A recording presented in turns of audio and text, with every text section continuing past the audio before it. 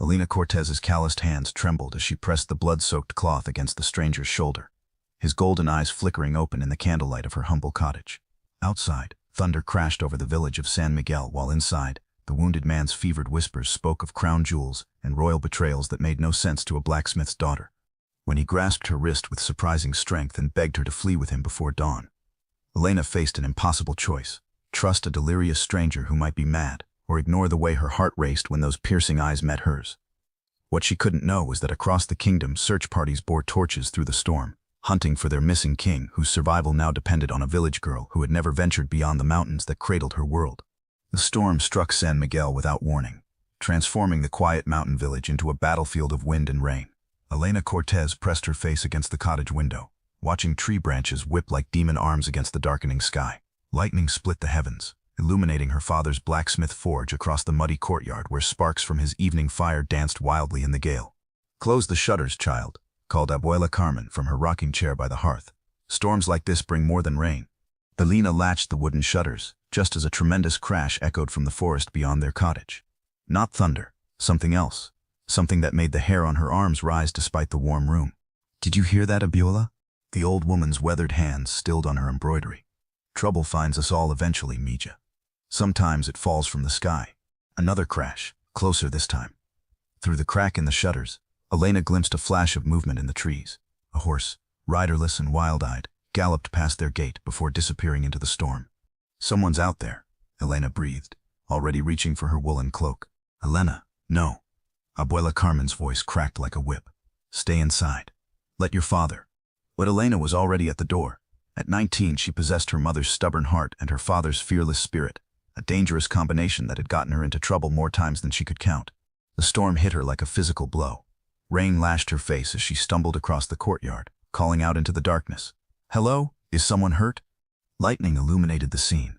A figure collapsed beneath the old oak tree, motionless in the mud and leaves. Elena's heart hammered as she ran toward him, her boots slipping on wet stone.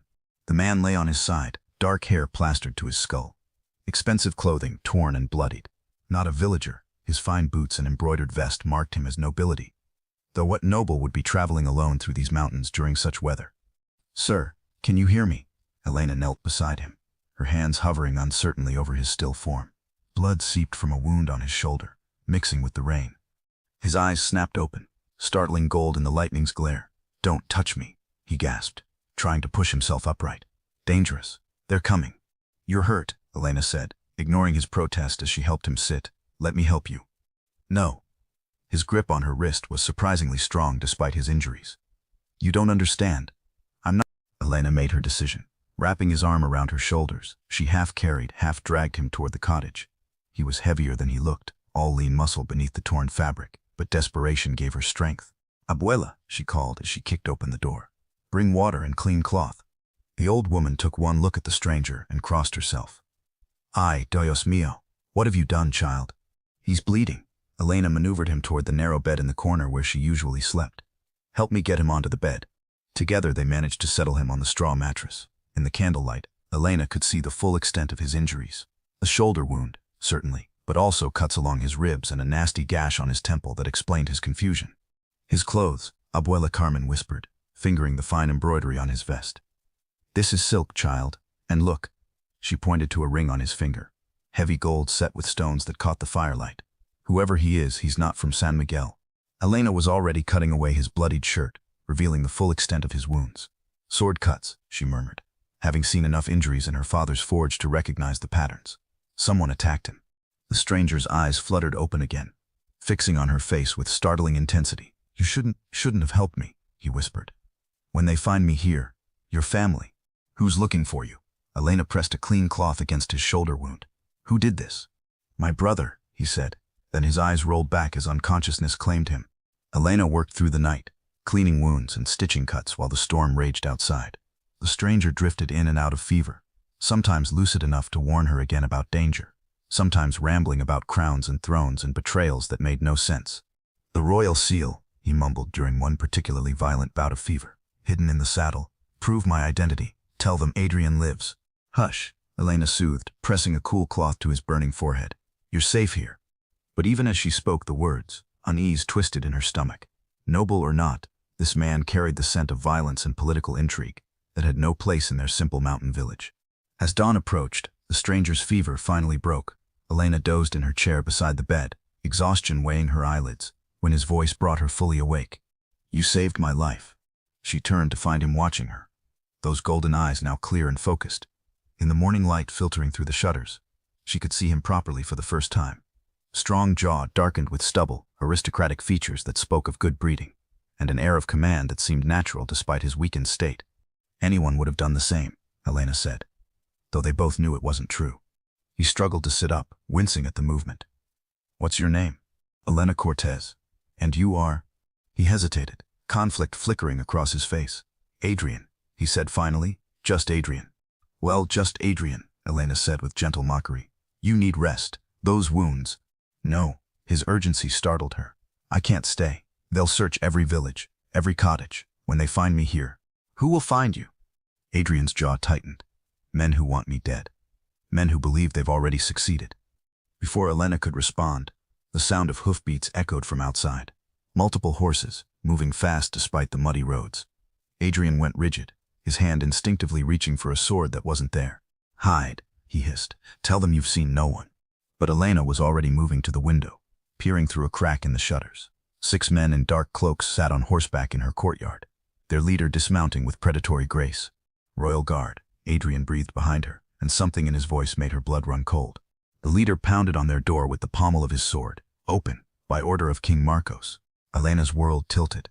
King Marcos, the realm's new ruler, who had claimed the throne just weeks ago, after his brother's mysterious death during a hunting expedition.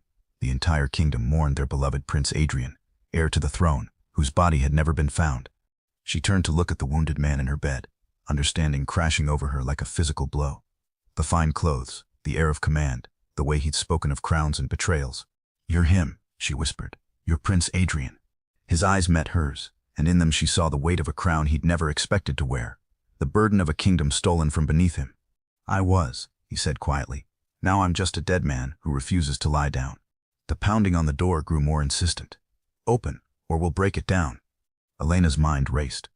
The rightful king of Valdris lay wounded in her bed while his brother's men searched for him with swords drawn. Whatever choice she made in the next few seconds would change everything for Adrian, for herself, for the entire kingdom. She looked at this man who had trusted her with his life, this prince who had spoken her name like a prayer in his delirium. Then she straightened her shoulders and walked to the door.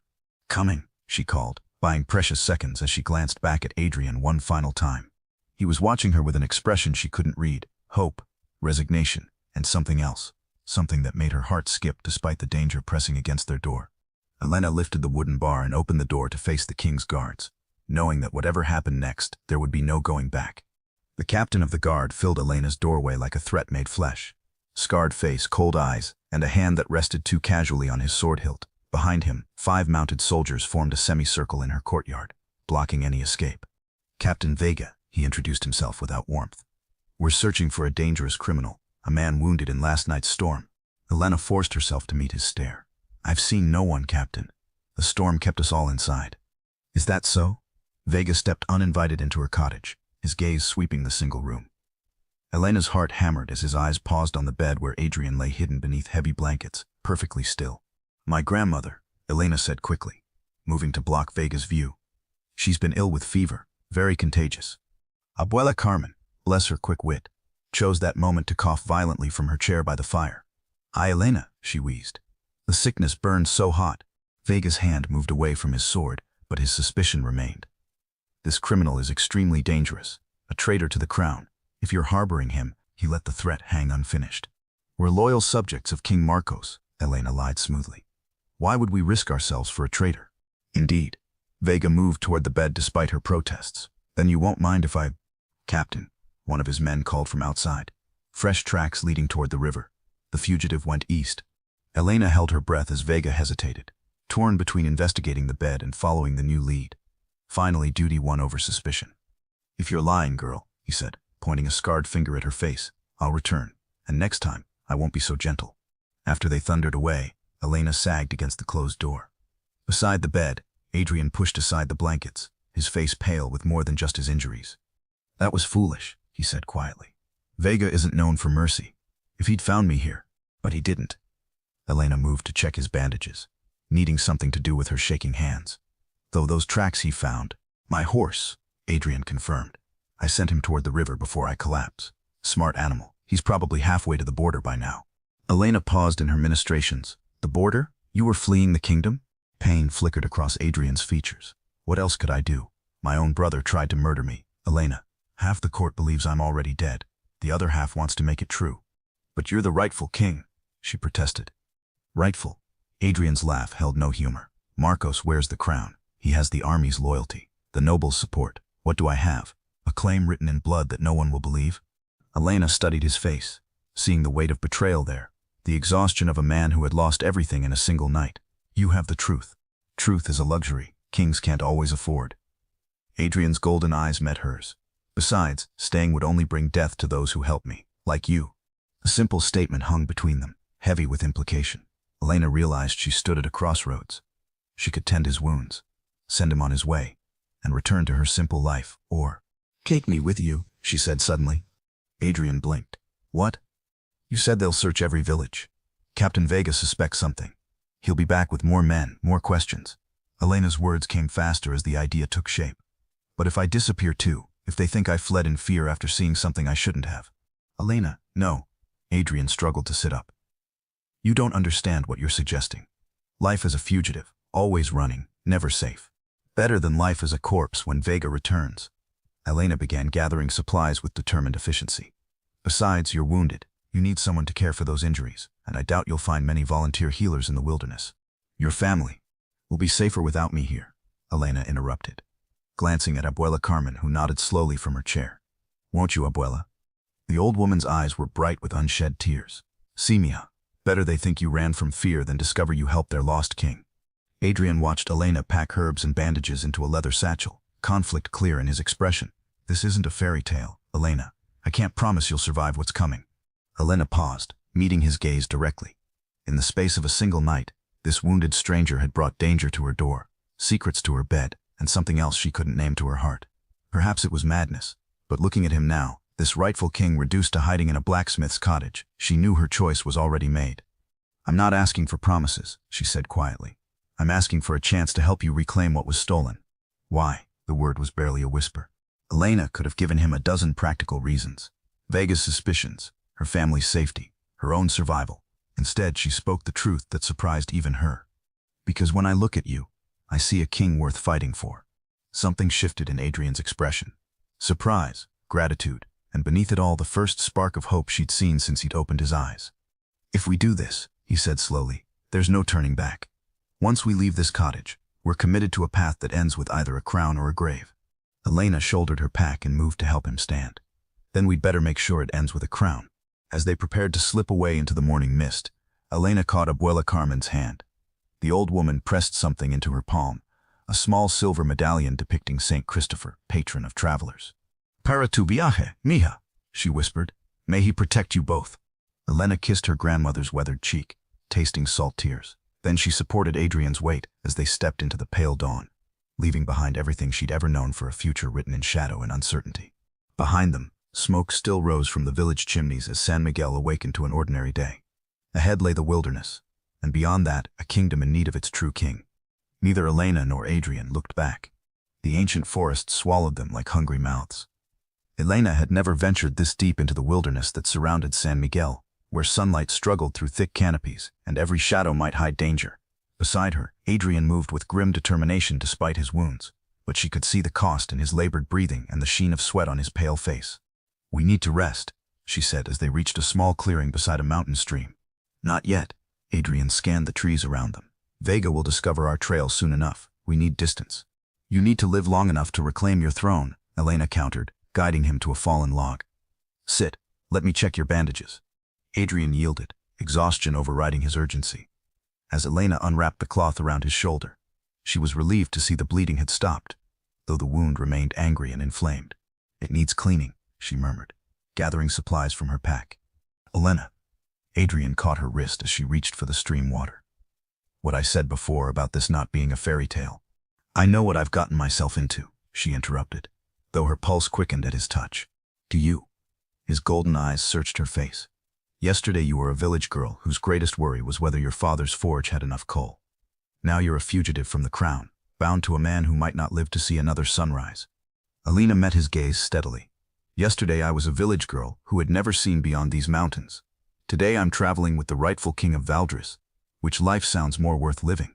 A ghost of a smile touched Adrian's lips, spoken like a true revolutionary. As Elena cleaned his wounds, Adrian began to speak. Not the fevered ramblings of the night before, but clear, deliberate words that painted a picture of betrayal that went deeper than simple fraternal rivalry. Marcos was always ambitious, he said, wincing as she applied fresh herbs to his shoulder. But I thought blood meant something to him. When father died and I became crown prince, I made Marcos my closest advisor. I trusted him with state secrets, military plans, even the location of the royal treasury. He used that trust against you. Brilliantly. Adrian's voice carried grudging admiration. The hunting expedition was his idea, just the two of us, no guards, bonding as brothers. I was such a fool. Elena wrapped clean bandages around his torso, trying to ignore the way her fingers trembled when they brushed his skin. What happened that night? We made camp by the old watchtower. Marcos waited until I slept, then struck with a poisoned blade. Adrian's jaw tightened. I woke as he was dragging my body toward the cliff. He wanted it to look like an accident. The grieving brother would bury his sibling and claim the crown in sorrow. But you survived. Barely. I managed to fight back. But the poison, I was weak, disoriented. I fell from the cliff anyway, but into the river instead of onto the rocks. The current carried me downstream, and by some miracle I washed ashore miles from where Marcos expected to find my corpse. Elena secured the bandage with gentle efficiency. He told the kingdom you were dead. He found enough blood to make it convincing. Probably cut himself for the performance. Adrian tested the range of motion in his wounded shoulder. By the time I recovered enough to travel, his coronation was already planned. Half the noble houses had pledged their loyalty to King Marcos I, and the other half would kill me themselves rather than see the kingdom destabilized by a pretender returning from the dead. Adrian struggled to his feet. That's why we can't simply ride to the capital and demand justice. Without proof of Marcos's treachery, I'm just another ambitious noble with a convenient resemblance to the dead prince. Elena shouldered her pack, processing this new information. What kind of proof would convince them? Witnesses to his confession, documents in his own hand. The crown jewels he claimed were lost with my body. Adrian's expression grew thoughtful, or testimony from someone present during the attempt on my life. But you said it was just the two of you. I thought so, but while I was healing, I remembered something. A sound in the trees during our fight, like someone moving through the underbrush. Someone else was there that night, Elena. Someone who saw everything. Elena felt her pulse quicken.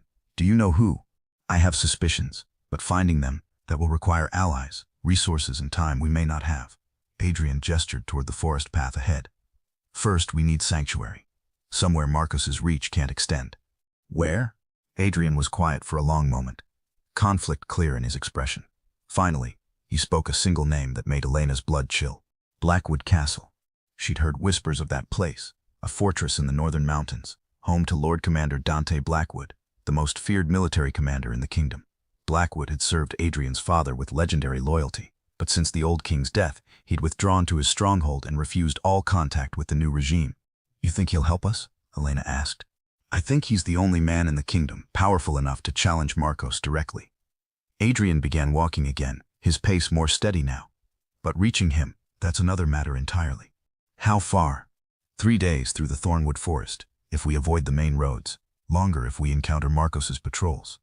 Adrian glanced at her sideways. It won't be easy, Elena. The Thornwood is dangerous even for experienced travelers. Elena thought of her simple cottage, her predictable life, the safety she'd abandoned to follow this wounded prince into the wilderness. Then she looked at Adrian, really looked at him, and saw not just a man running for his life, but a king fighting for his people's future. Then we'd better get moving, she said simply. They walked in companionable silence for hours, following deer trails and mountain streams deeper into territory that appeared on no map. Elena found herself studying Adrian when she thought he wasn't looking, noting the way he moved despite his injuries, alert, purposeful, every gesture betraying years of military training. This wasn't just a pampered prince, this was a warrior born to lead. Tell me about your life, Adrian said suddenly. Before all this, what was Elena Cortez's greatest dream? The question caught her off guard. I never really thought about dreams, just survival, mostly. Helping Papa with the forge, caring for Abuela, making sure we had enough food for winter.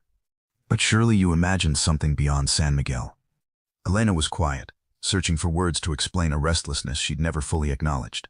Sometimes, when merchants came through with stories of the capital, of the great libraries and universities there, I wondered what it would be like to read books I'd never seen, to learn about places beyond our mountains. You can read. Adrian's tone carried surprise. Elena's cheeks warmed. Papa taught me. He said knowledge was the one thing no one could steal from you. She paused. I suppose that was naive. Not naive. True. Adrian's voice softened. When I reclaim my throne, you'll have access to every book in the royal library. I promise you that. The casual certainty in his voice. When I reclaim my throne, not if, sent something warm spiraling through Elena's chest. He spoke as though her future was already bound to his, as though the village girl who'd saved his life had somehow earned a permanent place in his restored kingdom. That's very generous, she said carefully. But I'm not sure a blacksmith's daughter belongs in a royal palace. Adrian stopped walking, turning to face her with an intensity that made her breath catch. Elena, you chose to save my life when it would have been safer to let me die. You lied to royal guards to protect me. You abandoned everything you knew to follow me into exile. His golden eyes held hers. If that doesn't qualify you for a place at court, then the court isn't worthy of you.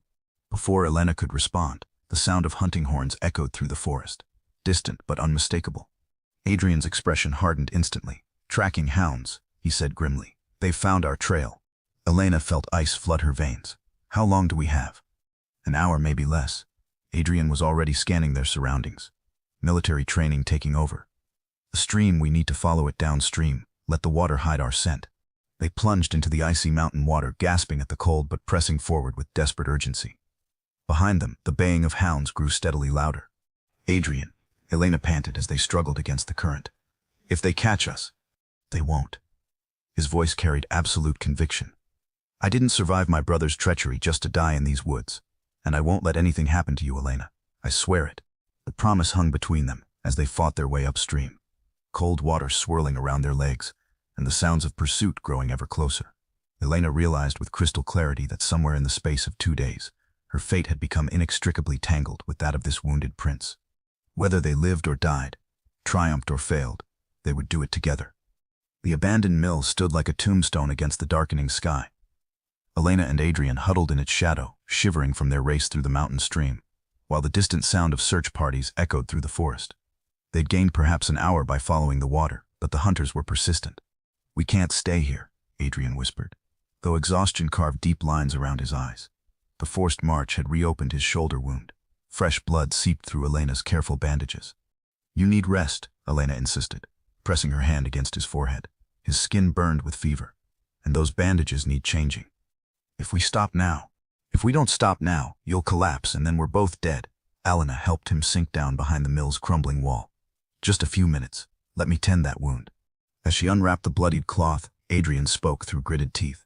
There's something else you should know, about why Marcos wants me dead so desperately. Elena paused in her ministrations.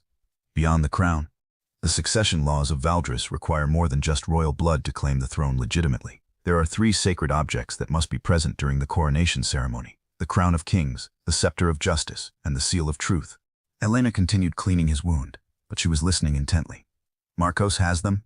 He has the crown and scepter. They were in the royal treasury when he moved against me. Adrian winced as Elena applied fresh herbs.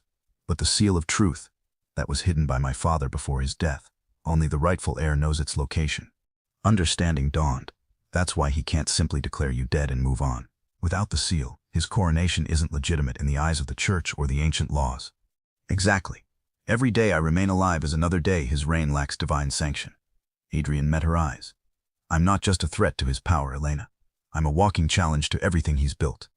Elena secured the fresh bandage with steady hands, though her mind raced. Where is the seal? Hidden beneath the altar in the chapel of St. Valdris, inside the royal crypt. My father showed me when I came of age, made me swear to protect it with my life. Adrian's smile held no warmth. Ironic, considering it may cost me exactly that. A branch snapped somewhere in the darkness beyond the mill.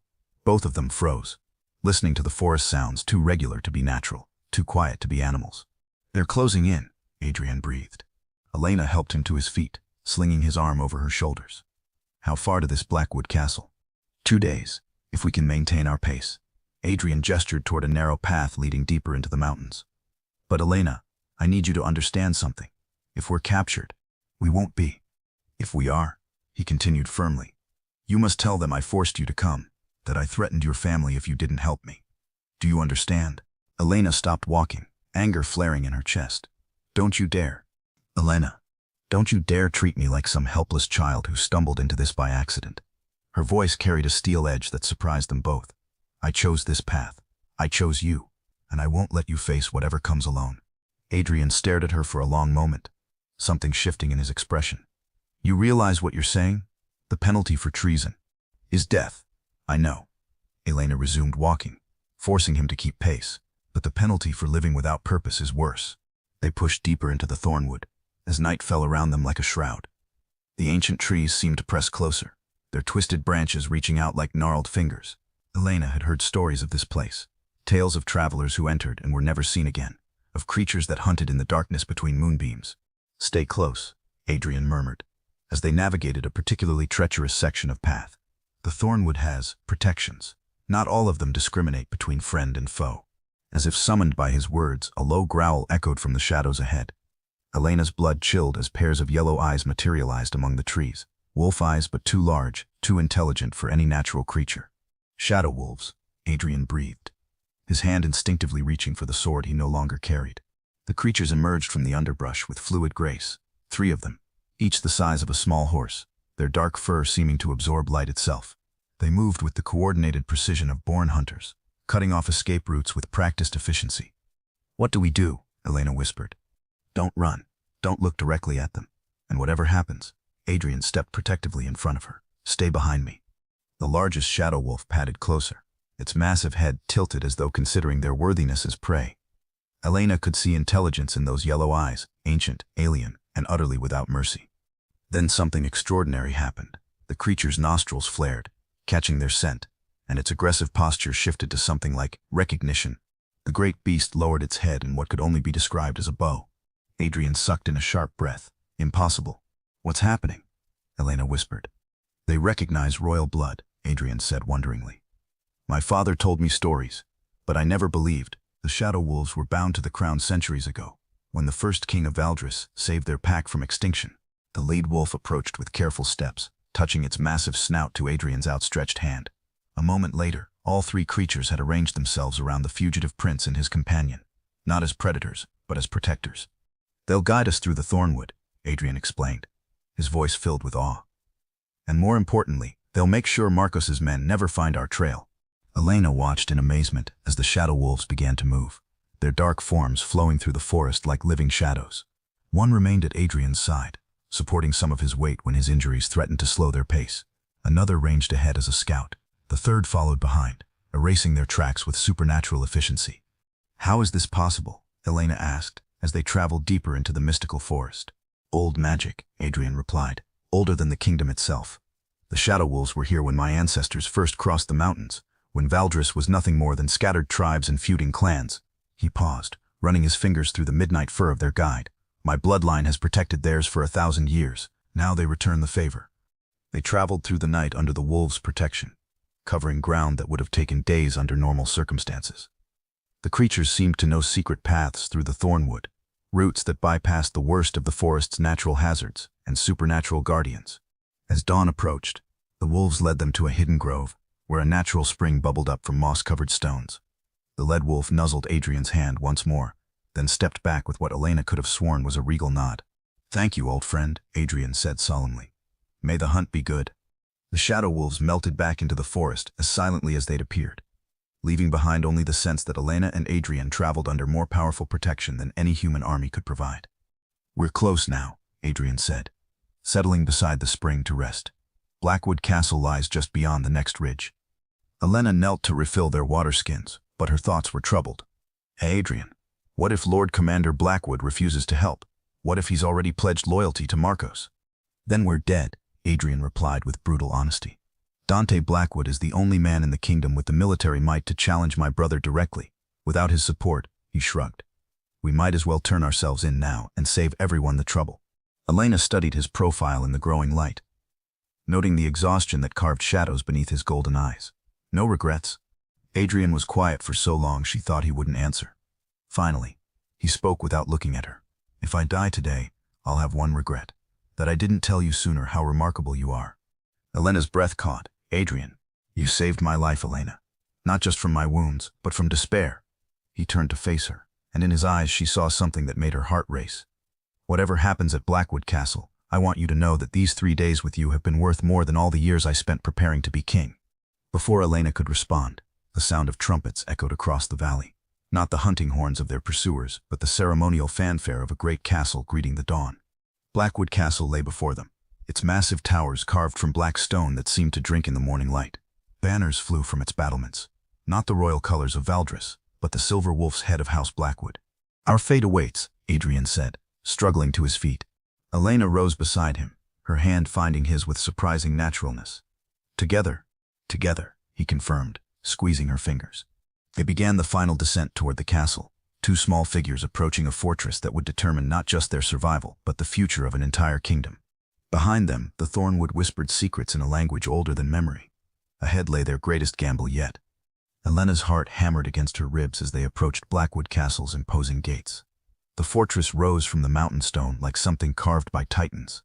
Black walls that seemed to absorb light, towers that pierced the sky like accusatory fingers. Guards in silver and black mail watched their approach with predatory stillness. "State your business," called the captain of the gate guard, his hand resting casually on his sword hilt.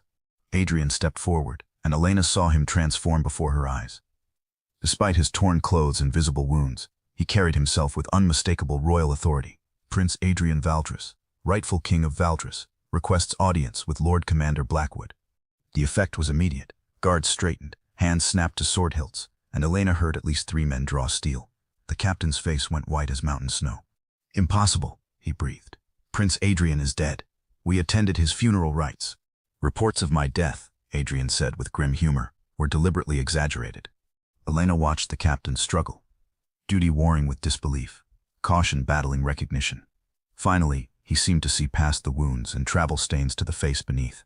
"Sweet Mother of Mercy," he whispered, "it is you." Within minutes, they were escorted through gates that could have held off armies, across courtyards where armored knights trained with deadly precision, and into a great hall that managed to be both magnificent and forbidding. Weapons lined the walls, swords, axes, crossbows, all bearing the distinctive craftsmanship of master smiths. Lord Commander Dante Blackwood awaited them at the far end of the hall. Elena had heard descriptions of the legendary warrior, but seeing him in person still struck her speechless. Tall as Adrian but broader through the shoulders, with iron-gray hair and scars that spoke of a lifetime spent in battle. His dark eyes held the kind of cold intelligence that could calculate the cost of victory before the first sword was drawn. "Well," Blackwood said, his voice carrying the rasp of command, "this is either the most elaborate deception I've ever witnessed, or the dead have learned to walk." Adrian limped forward, Elena close beside him. "Hello, uncle." Elena started. She hadn't known of the family connection. But Blackwood's expression softened almost imperceptibly at the informal address. "Adrian." The name emerged like a prayer. "When we received word of your death, when I saw your brother weeping over your blooded cloak," Blackwood's jaw tightened, "I knew something was wrong. Marcos never wept for anything in his life." "He had reason to weep," Adrian replied grimly. His first attempt at fratricide had failed. Elena watched the interplay between uncle and nephew, noting how Blackwood's attention occasionally flicked to her with curious assessment. She felt desperately out of place in this hall of warriors and nobles. A village girl among legends. "Tell me everything," Blackwood commanded, settling into his carved chair. "Leave out nothing." Adrian recounted the story of his brother's betrayal, the poisoned blade, the fall from the cliff. Blackwood listened without interruption, his expression growing darker with each revelation. When Adrian finished, silence stretched through the great hall like a drawn bowstring. "You have proof of these accusations?" Blackwood asked finally. "Beyond my continued breathing." Adrian's smile held no warmth. "Not yet. But there was a witness that night, uncle. Someone else was in those woods." Blackwood leaned forward. "Who?" "I'm not certain, but I have suspicions." Adrian paused, glancing at Elena before continuing. "Captain Vega of the Royal Guard has been Marcos's creature since childhood. If anyone would be trusted to witness regicide." "Vega." Blackwood spat the name like a curse. "That snake would sell his own mother for advancement." He drummed scarred fingers against his chair's armrest. "But getting him to confess would require persuasion. He's unlikely to survive." "There's another way," Adrian said quietly. "The seal of truth." Elena saw Blackwood's eyes widen slightly. "Your father's final secret? Hidden where only the rightful king can retrieve it. With the seal, Marcos's coronation becomes illegitimate. The church would be forced to recognize my claim. And getting to the royal crypt would only require us to fight through several thousand of Marcus's soldiers, Blackwood observed dryly. A simple afternoon's entertainment. Not if we move carefully, Adrian countered. The festival of St. Valdres begins in 5 days. The entire court will be focused on the celebrations, parades, tournaments, feasts. Security around the chapel will be lighter than usual. Elena listened to their planning with growing unease. These men spoke of infiltrating the royal capital like they were discussing the weather, casual in their acceptance of astronomical risk. What about the woman? Blackwood asked suddenly, his gaze fixing on Elena with uncomfortable intensity. Who is she to you? Adrian's protective instinct flared visibly. Elena Cortez. She saved my life and chose to share my exile. She's under my protection. Is she now? Blackwood's tone carried subtle amusement. And what does Miss Cortez think of this plan to storm the royal crypt? All eyes turned to Elena. For a moment she felt paralyzed, a blacksmith's daughter being consulted on matters of state by legendary warriors. Then she remembered Adrian's words. Knowledge was the one thing no one could steal from you. I think, Elena said carefully, that even the best plan requires alternatives. What if the seal isn't where you expect? What if Marcos has discovered its location? What if... You're suggesting we need backup, Blackwood interrupted, and Elena caught approval in his voice. I'm suggesting that depending on a single solution to overthrow a usurper king might be... Blackwood laughed. A sound like steel on stone. She has a point, nephew. What other cards do we have to play? Adrian looked thoughtful. The northern lords have been quiet since my supposed death, Lords Hartwell and Ravencrest in particular. They supported my father's policies but haven't publicly endorsed Marcos. Cautious men, Blackwood agreed. They'd need proof of legitimacy before committing their armies. Then we give them proof they can't ignore, Elena said, surprise in her own voice at her boldness. Not just the seal, but Marcos himself. Both men stared at her. Explain, Blackwood commanded. Elena felt her cheeks warm but pressed on. Captain Vega witnessed the attempted murder. If we could capture him, force him to confess publicly during the festival. She shrugged. Nothing would discredit Marcos faster than his own man describing the regicide. Adrian's eyes lit up. A public confession during the festival of St. Valdres, combined with the discovery of the seal. Uncle, could we coordinate that kind of operation? Blackwood was quiet for long moments, his strategic mind clearly working through possibilities. Dangerous, he said finally. Extremely dangerous. We'd need to infiltrate the capital, capture Vega without alerting the entire guard, secure the seal from a heavily protected crypt, and orchestrate a public revelation during the kingdom's most watched celebration. He paused. It's insane enough that it might actually work. Elena felt a thrill of fear and excitement. 3 days ago, her greatest concern had been whether they'd have enough firewood for winter. Now she was helping plan the overthrow of a king. How many men can you spare, Uncle? Adrian asked. For this, everything. Blackwood's smile was sharp as a blade. I've been waiting 20 years for a war worth fighting. Your brother has given me one. As they began planning in earnest, Elena noticed how naturally Adrian commanded respect from hardened warriors. How his tactical mind worked through complex problems with the ease of long practice. This wasn't just a prince playing at leadership. This was a born king preparing to claim his throne. And somehow, impossibly, she had become part of that claiming. The night before their departure for the capital, Elena stood on Blackwood Castle's highest tower, looking out over the kingdom that might soon tear itself apart in civil war. The responsibility felt crushing. Lives hung in the balance, and part of their success would depend on a village girl who'd never been farther than market day. Having second thoughts? Adrian's voice came from behind her. Elena didn't turn around. Third and fourth thoughts, actually. He joined her at the battlements, close enough that she could feel the warmth radiating from his body in the cool night air. It's not too late to change your mind. I could arrange for you to stay here, where it's safe. Safe, Elena repeated, tasting the word. 5 days ago, safe was all I wanted. Now, she finally looked at him, seeing starlight reflected in his golden eyes. Now I think I want something more. What do you want, Elena? The question hung between them, weighted with implications neither had dared voice.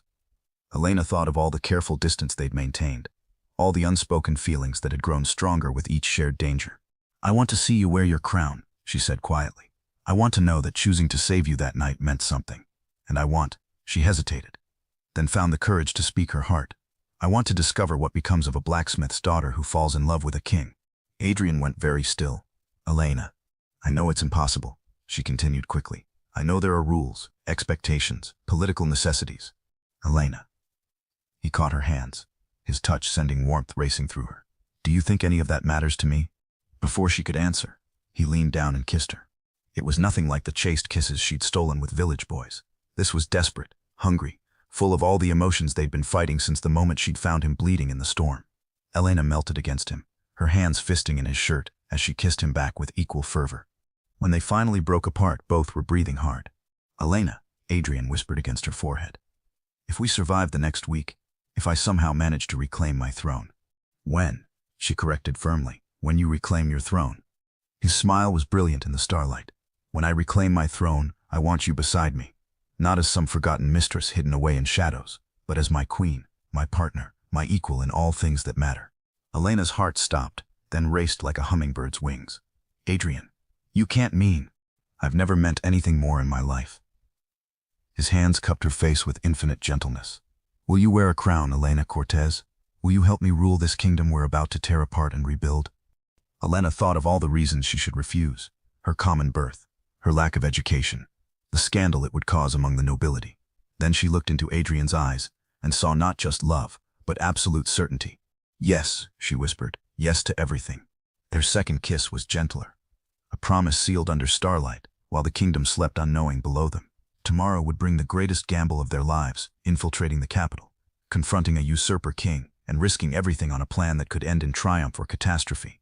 But tonight, on a castle tower above the world, a rightful king and his chosen queen claimed their first moment of pure happiness before plunging into the storm that would determine their fate. The festival of St. Valdres transformed the capital into a carnival of color and sound. Elena had never seen so many people in one place: nobles in silk and velvet, merchants hawking their wares, common folk dressed in their finest clothes, all celebrating the kingdom's patron saint with wine, music, and elaborate pageantry. Perfect chaos for their purposes. Elena adjusted the hood of her borrowed cloak, keeping her face shadowed as she moved through the crowd. Beside her, Adrian wore the clothes of a minor merchant, his royal bearing carefully masked beneath a performance of middle-class deference. Behind them, scattered through the festival crowds, Lord Commander Blackwood's hand-picked soldiers waited for their signals. "There," Adrian murmured, nodding toward a tavern called the Crown and Scepter. "Vega drinks there every festival night. Old tradition." Elena studied the building. 2 stories of weathered stone, with narrow windows that would make escape difficult and thick walls that would muffle sounds. "How do we get him alone?" "We don't. We get him drunk enough to be careless. Then my uncle's men create a distraction." Adrian's jaw tightened. "After that, it becomes a matter of persuasion." They entered the tavern's smoky interior, where off-duty soldiers and minor nobles celebrated with equal enthusiasm. Thalia spotted Captain Vega immediately. Scarred face, flushed with wine, regaling a table of younger guards with tales of his battlefield prowess. The sight of him made her skin crawl, remembering how those cold eyes had searched her cottage for signs of Adrian's presence. "Can you get close enough to drug his wine?" Adrian asked quietly. Elena nodded, patting the small pouch of sleeping herbs Blackwood's physician had provided. "Give me 10 minutes. She made her way across the crowded room, playing the part of a serving wench looking for work. When she reached Vega's table, she stumbled deliberately, catching herself against the captain's chair. "Clumsy girl," Vega snarled, wine sloshing from his cup. "Forgive me, sir," Elena gasped, reaching for a cloth to clean the spill. In the confusion, she managed to empty the herb pouch into his wine. "Let me refill that for you." Vega waved her away irritably, but not before draining the cup in a single swallow. Thalia retreated, heart pounding, and rejoined Adrian near the tavern's back exit. "It's done," she whispered. They waited. Within minutes, Vega's boasting became slurred, his gestures more exaggerated. When he finally excused himself to use the privy behind the tavern, Adrian's signal brought 4 of Blackwood's men converging on the building's rear entrance. Elena heard muffled sounds of struggle, quickly silenced. Then one of the soldiers appeared at the back door, nodding once before disappearing again. "Phase 1 complete," Adrian said grimly. "Now for the dangerous part." They slipped through the capital's winding streets, avoiding the main thoroughfares where festival crowds made movement unpredictable. Elena's nerves stretched tighter with each step. Every shadow might hide one of Marcus's spies. Every face in the crowd could belong to someone who'd recognize Adrian despite his disguise. The chapel of St. Valdres stood at the heart of the royal complex, its ancient stones gleaming in the light of 1,000 torches. Festival decorations adorned its entrance, but Elena could see guards positioned at strategic points around the building. "The crypt entrance is around back," Adrian explained as they observed from the shadow of a nearby building. "There's usually only one guard during festivals. Everyone else is assigned to crowd control." "Usually?" Adrian's smile was grim. "We're about to find out if Marcos has changed his security protocols." They circled the chapel carefully, using festival noise to mask their movements. Sure enough, a single guard stood at the crypt's iron gate, looking bored and slightly drunk from festival wine. Adrian moved with the fluid silence of someone trained in more than just swordplay. Elena watched in fascination as he approached the guard from behind, one arm sliding around the man's throat in a chokehold that rendered him unconscious within seconds. Military training, Adrian explained quietly as he dragged the guard into deeper shadows. Father insisted I learn every aspect of warfare. The crypt door yielded to a key taken from the unconscious guard. Elena followed Adrian into darkness that seemed to swallow their small torch like hungry mouths. Ancient stone pressed around them, carved with symbols that predated the kingdom itself. The royal tombs are deeper, Adrian whispered, leading her down worn steps that disappeared into blackness. My father's resting place is at the very heart of the crypt.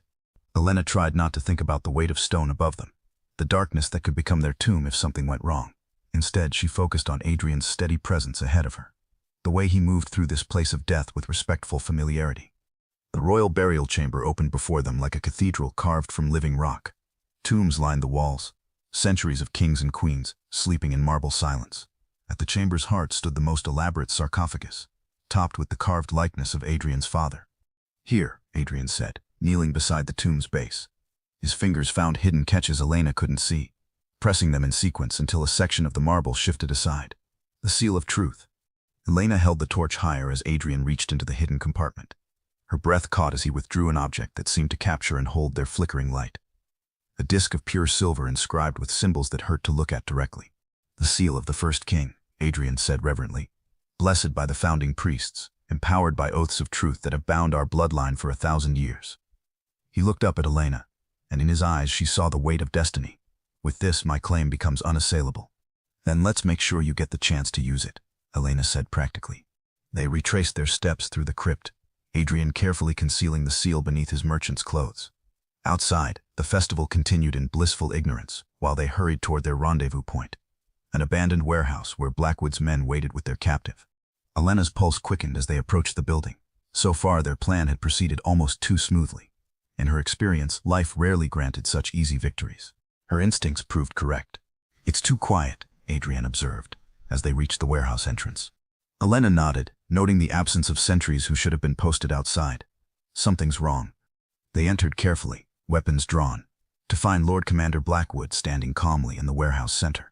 Beside him, Captain Vega knelt with hands bound behind his back, a gag silencing his protests. But surrounding them in a circle of steel stood 20 royal guards in full armor, their weapons trained on Adrian's uncle. At their head stood a figure Elena recognized with sick dread, King Marcos himself, resplendent in royal purple, wearing the crown that belonged to his brother. "Hello, Adrian," Marcos said pleasantly. "I've been waiting for you to come home." Elena felt the world tilt around her as armed guards emerged from every shadow, cutting off all escape routes. Beside her, Adrian's hand tightened on his sword hilt, though they both knew resistance would be suicide. "Surprised," Marcos continued conversationally. "You shouldn't be. Did you really think I wouldn't have spies watching my dear uncle's castle? I've known about your miraculous resurrection for days." "Then why not simply attack Blackwood Castle?" Adrian demanded. "Because I needed you to come to me. Specifically, I needed you to retrieve something from our father's tomb." Marcos's smile was sharp as a blade. "The seal of truth," Adrian handed over. Elena's heart sank. Their entire plan had been anticipated, manipulated, turned against them with surgical precision. "And if I refuse?" Adrian asked. "Then I'll start by killing your uncle, then your little peasant girlfriend, then every man who followed you here." Marcos's tone remained pleasant. "Eventually you'll give me the seal to stop the bloodshed. We both know your weakness for noble gestures." Elena saw Adrian's internal struggle, watched him weigh the cost of defiance against the lives of everyone who trusted him. She also saw the moment he made his decision. "Very well," Adrian said, reaching slowly into his coat. "You win, brother." But as his hand moved toward the hidden seal, Elena noticed something Marcos had missed. A slight gesture from Lord Commander Blackwood, barely visible but clearly meaningful to the soldiers who'd trained under him for years. The attack came from 3 directions at once. Blackwood's concealed men burst through the warehouse's upper windows, raining crossbow bolts down on the royal guards. More soldiers crashed through a hidden entrance Elena hadn't noticed, while the captive Vega revealed himself as one of Blackwood's agents in disguise, producing a hidden blade to cut down his nearest captors.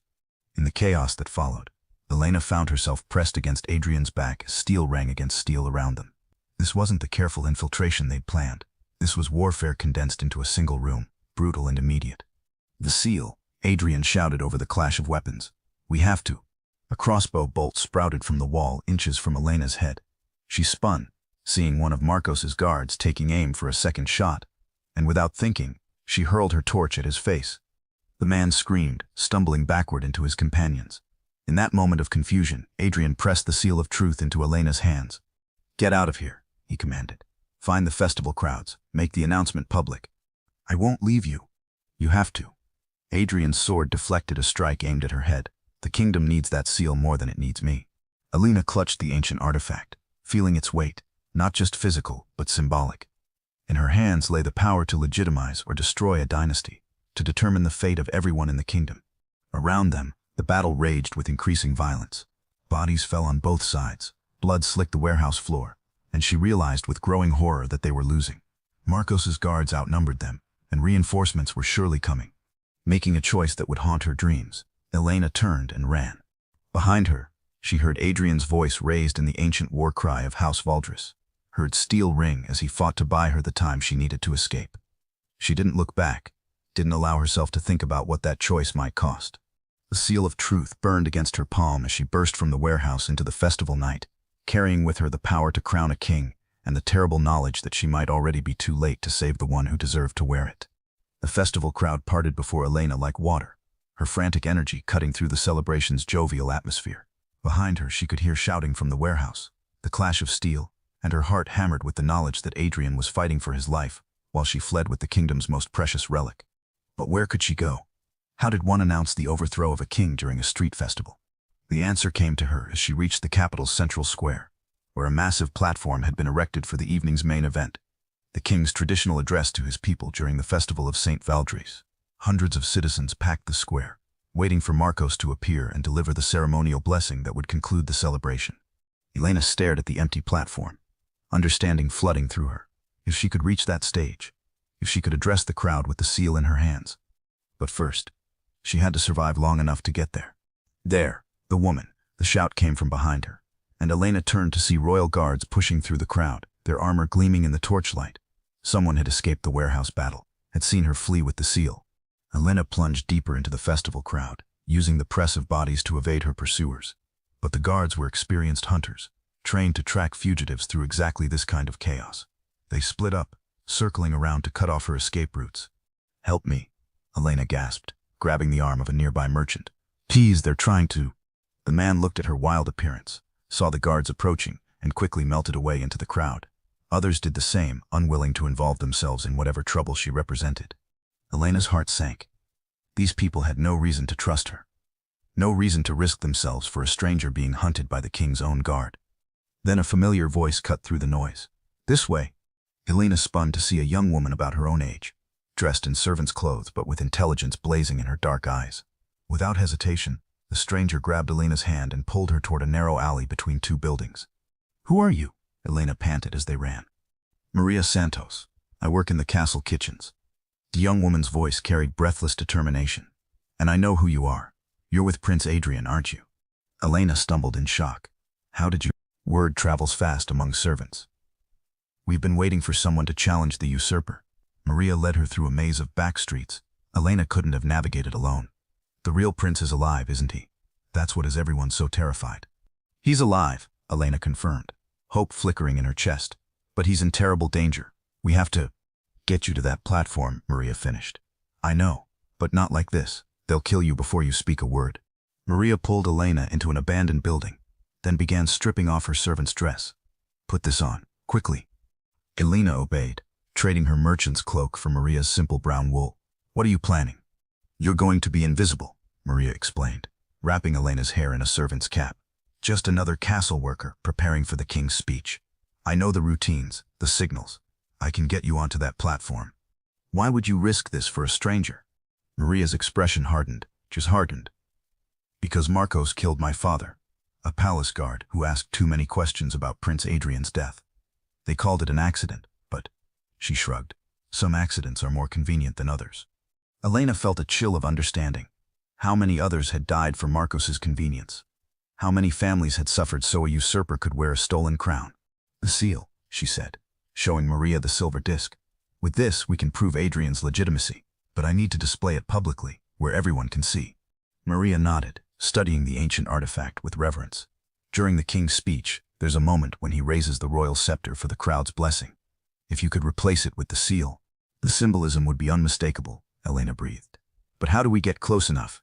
Servants set up the ceremonial items before each speech. Wine, the scepter, ceremonial scrolls. Maria's smile turned predatory. Tonight you're going to help me with those preparations. They moved carefully through the capital's back streets, avoiding main thoroughfares where guards might still be searching.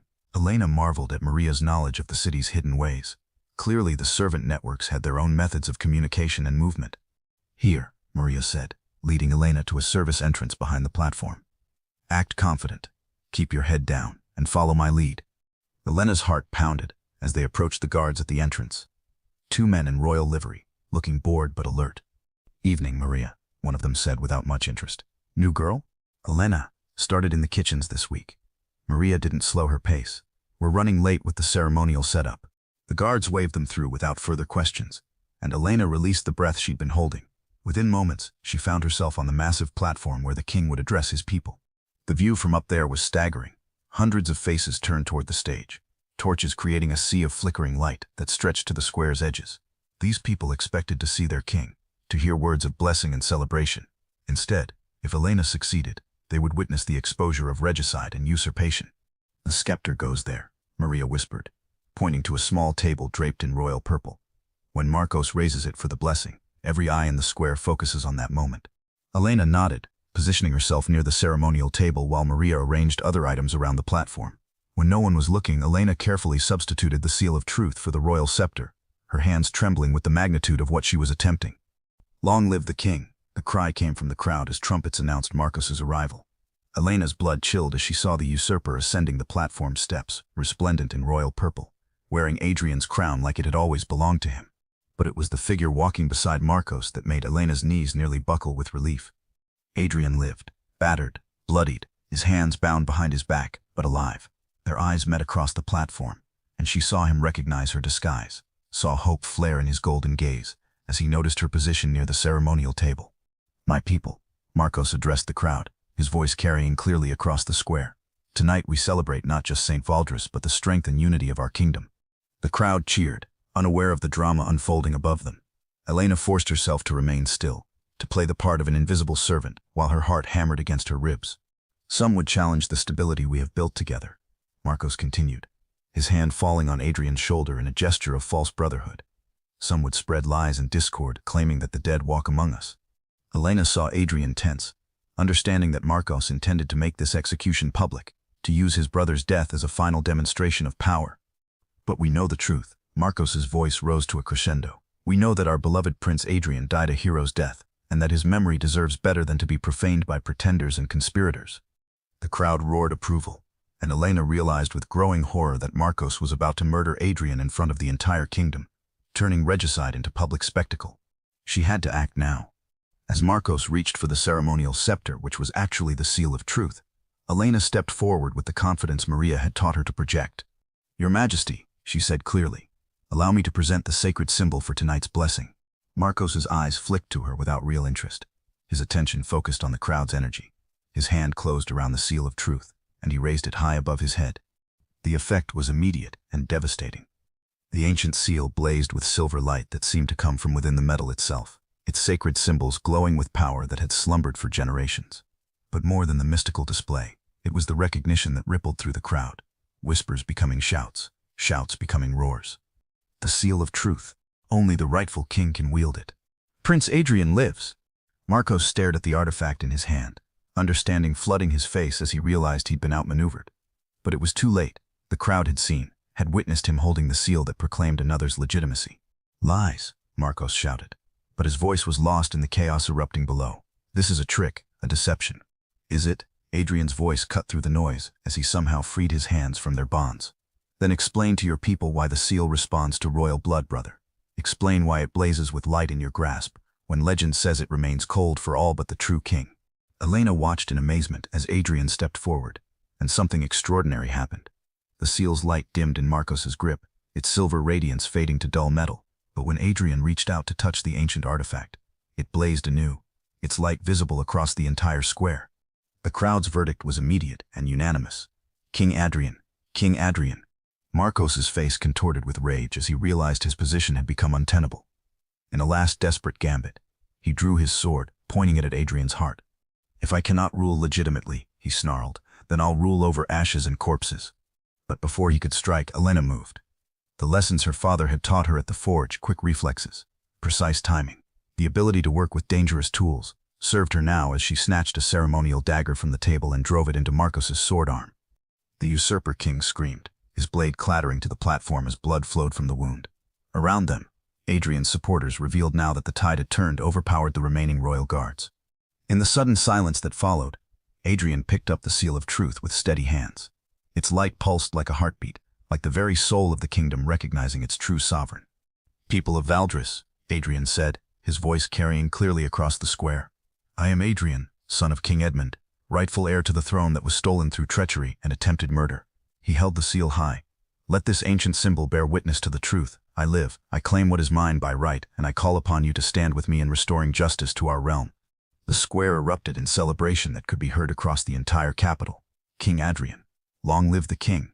Elena felt tears streaming down her face as she watched the kingdom choose its ruler. Around them, nobles and common folk alike knelt in acknowledgement of their true monarch's return. Adrian turned to her, his eyes bright with triumph and something deeper, love, gratitude, and the promise of a future neither had dared imagine, just days before. "Elena Cortez," he said formally, though his voice shook with emotion, "will you stand with me as I rebuild this kingdom we fought to save?" Elena looked out at the sea of faces, at the people who had chosen hope over fear, truth over comfortable lies. Then she looked at Adrian, no longer just the wounded stranger she'd saved in a storm, but the king who had trusted her with his life, his throne, and his heart. "Forever," she said simply. As dawn broke over the capital, painting the sky in shades of gold that matched Adrian's eyes, Elena stood beside the rightful king of Valdris and realized that sometimes the most extraordinary destinies began with the simplest choices. A village girl had chosen to save a wounded stranger. A kingdom had chosen its true king. And now together they would write the next chapter of a story that had begun with thunder and blood but would continue with love, justice, and the kind of hope that could transform not just lives but entire realms. The coronation of King Adrian I took place 3 months after the festival of St. Valdris, in a ceremony that broke with tradition in almost every conceivable way. Instead of the closed court affair typical of royal coronations, Adrian opened the cathedral doors to common citizens, filling the ancient space with voices that had never before been permitted to witness the making of a king. Elena stood at his side, no longer disguised as a servant but wearing a gown of midnight blue silk that transformed her into someone worthy of standing beside royalty. Yet for all the finery, she remained fundamentally herself, the blacksmith's daughter who had risked everything for a wounded stranger. "People of Valdris," Adrian declared as the archbishop placed the crown upon his head, "I accept this throne not as a birthright to be hoarded, but as a responsibility to be shared. The kingdom belongs to all who call it home, from the highest noble to the humblest farmer." The crowd's roar of approval echoed off the cathedral's stone walls, and Elena felt her heart swell with pride for this man who had chosen to transform his restoration into a revolution. After the ceremony, as celebration spilled into the streets, Adrian drew Elena aside to a quiet alcove in the palace. "No regrets?" he asked, echoing the question she'd posed to him days earlier in the thornwood. Elena looked at her hands, no longer calloused from forge work, but soft from palace life, then at the man who had become king through courage and determination rather than simple inheritance. "Just one," she said softly. Adrian's face showed concern. "Tell me." "I regret that it took a storm and your near death for us to find each other." Elena smiled, seeing relief flood his features. "Everything else has been worth it. The danger, the fear, even leaving my old life behind. Because this," she gestured between them, encompassing not just their love but their shared purpose. "This was worth any price." Adrian pulled her close, and Elena marveled at how natural it felt to be held by a king. How easily her heart had adapted to loving someone whose decisions affected thousands. "Queen Elena," he murmured against her hair. "It has a lovely sound, don't you think?" Elena laughed, remembering the terrified village girl who had pressed bloodied cloth to a stranger's wounds. "I still think there must be some mistake. Queens are supposed to be born to it, trained from birth." "Queens," Adrian interrupted firmly, "are supposed to be brave enough to do what's right, even when it costs them everything they've known. They're supposed to see possibility where others see only problems, hope where others see only despair." He pulled back to meet her eyes. "By that definition, I've never met anyone more qualified for the position." Through the alcove's window, Elena could see the kingdom they now ruled together, a realm still healing from the wounds of usurpation and civil strife, but growing stronger each day under Adrian's just leadership. There would be challenges ahead, political intrigues to navigate, enemies to face, but they would meet those trials as they had met everything else together. "Your Majesties." Lord Commander Blackwood appeared in the doorway, though his scarred face carried something suspiciously resembling a smile. "The people are calling for you." Something about a first dance. Elena felt her cheeks warm. Royal protocol demanded that the new king and queen open the coronation ball with a formal dance, performed before the entire court. It was one tradition she hadn't quite adjusted to. "I don't know the steps," she whispered to Adrian as they made their way toward the great hall. "Neither do I," he admitted with a grin. "We'll improvise." And so they did. As the court musicians struck up a waltz, King Adrian and Queen Elena took the floor with more enthusiasm than expertise, their laughter echoing through the great hall as they stumbled through steps neither had been taught. But if their technique was imperfect, their joy was unmistakable. The assembled nobles watched this unconventional royal couple with expressions ranging from scandalized to enchanted, gradually realizing that this was what their kingdom had been missing. Not just competent leadership, but leaders who remembered what it meant to be human. Elena caught sight of Maria Santos among the crowd, now elevated to head of household staff, beaming with pride at the woman she'd helped save. Near her stood Captain Vega, the real Vega this time, freed from Marcos's dungeons and restored to his proper position, his scarred face showing the first genuine smile in years. Even Abuela Carmen had made the journey from San Miguel, despite her age, to see her granddaughter crowned queen. Elena had worried the old woman might feel out of place in the palace, but watching her now, holding court among fascinated nobles with stories of Elena's childhood, those concerns seemed foolish. "Happy?" Adrian asked, as they spun across the dance floor, oblivious to the watching crowd. Elena considered the question seriously. 3 months ago, happiness had been simple things: a successful market day, Mateo's health, enough food for winter. Now it encompassed concepts she'd never dared imagine: justice restored, a kingdom healing, a love that had somehow survived impossible odds. "Beyond measure," she said, meaning it completely. As the dance ended, Adrian drew her close for a kiss that sealed not just their marriage but their commitment to the future they would build together. The crowd erupted in cheers, and Elena realized that for the first time in years, the kingdom rang with genuine celebration rather than hollow ceremony. Later, as the festivities continued around them, Elena and Adrian slipped away to the palace balcony where they'd first confessed their love. The capital spread below them, lit by thousands of candles and torches, while music drifted up from celebrations in every quarter. "Do you ever wonder," Elena asked, "what would have happened if I hadn't found you that night? If I'd simply closed the shutters and pretended I heard nothing?" Adrian was quiet for a moment, considering. "I think," he said finally, "I would have died in that storm. Marcos would have ruled unopposed, the kingdom would have suffered under his tyranny, and you would have lived a safe, small life in San Miguel, never knowing what you were capable of achieving. No regrets about that alternative." "None whatsoever." Adrian's arm tightened around her waist. "Because all of this is better than safe." Elena leaned into his warmth, watching their kingdom celebrate below. In the distance, she could see the mountains that surrounded San Miguel, could almost imagine the cottage where her journey had begun. That life felt like something from a story now, remembered but no longer real. "Your Majesties." A young page appeared in the doorway, bowing nervously. "Forgive the interruption, but there are delegations arriving from the neighboring kingdoms. They wish to formally recognize your reign." Adrian sighed, duty calling as it always did, but before he could step away, Elena caught his hand. "One more moment," she requested. "Just us, before we become king and queen again." Adrian nodded, understanding perfectly. For just a few seconds more, they were simply Adrian and Elena, two people who had found each other in a storm and chosen to face everything that followed together. Then they straightened their shoulders, adjusted their crowns, and walked back into the light to meet whatever challenges awaited. Behind them, the kingdom they had fought to save continued its celebration, secure in the knowledge that their rulers understood both the weight of authority and the joy of being truly, deeply human. The story that had begun with a village girl and a wounded stranger had become legend, but for Elena and Adrian, it was simply the opening chapter of the life they would write together. A life where love conquered politics, where courage triumphed over convenience, and where the most extraordinary destinies could begin with the simplest choice to help someone in need. As they entered the great hall to greet their guests, Elena caught sight of their reflection in the polished marble, a king and queen who had earned their crowns not through birth or marriage, but through the kind of loyalty, sacrifice, and love that transformed not just individual lives, but entire kingdoms. And in that reflection she saw the truth that would guide their reign. The greatest power was not the authority to rule, but the wisdom to serve, and the greatest crown was not made of gold and jewels, but of trust freely given and faithfully kept. The future stretched before them, bright with possibility and shadowed with responsibility. But Elena faced it without fear. After all, she had chosen to save a wounded stranger in a storm, and that choice had led her here to a throne, to a kingdom, to a love that had proven stronger than betrayal, deeper than duty, and more enduring than any crown. The rest, as they say, was history in the making.